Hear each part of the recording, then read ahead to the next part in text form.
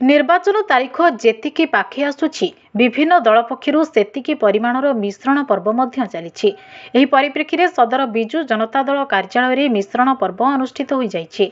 एथिरे विधायक स्वरूप कुमार दास जोगदे अन्य दलर सदस्य तथा साई फार्मर प्रतिष्ठाता प्रदीप कुमार महापात्र एवं तांको समर्थक अजित सिंह देवाशीष बारिक को फुलतोड़ा और शंख चिन्ह थिबा उत्तरीय दे स्वागत करथिले। विधायक कहिथिले कि मुख्यमंत्री नवीन पट्टनायक कल्याणमूलक योजना को सहरांचल रे कार्यकारी करबा दिगरे नूतन कर्मी माने सहयोग करबा आवश्यक। आगामी दिन में नवीन पट्टनायक को षष्ठ थर मुख्यमंत्री करबा पई एवं बिजेडी रो सदर निर्वाचन मंडली प्रार्थी को जिताइबा लागि से अनुरोध करथिले।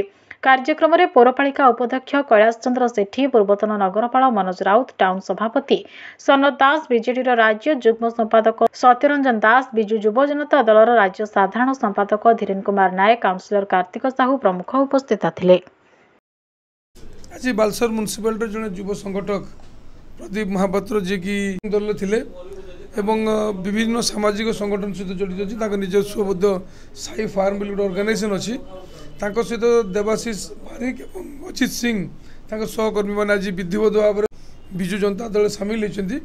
प्रिय मुख्यमंत्री नवीन पट्टनायक आदर्श नीति आकृष्ट कर बालेश्वर जो विकास धारा चली समर्थन जणाई एवं संकल्प नहीं आगामी दिन में बालेश्वर विकास दायित्व से नेबे एवं मोर मध्य दृढ़ विश्वास युव संगठक माने विजु जनता दल सामिल है निजस्व अंचल छाड़ी बालेश्वर म्युनिसिपालिटी विभिन्न जगह जो बंधु मैंने अच्छा द्वारा मत सामाजिक व्यवस्था को सुदृढ़ करेंगे और डेवलपमेंट जो चली सहायक हे। सरू भाई को काम सब भल, हाँ सरू भाई को सब काम भल देखिले माने से रहिला डेवलप बहुत भल कर।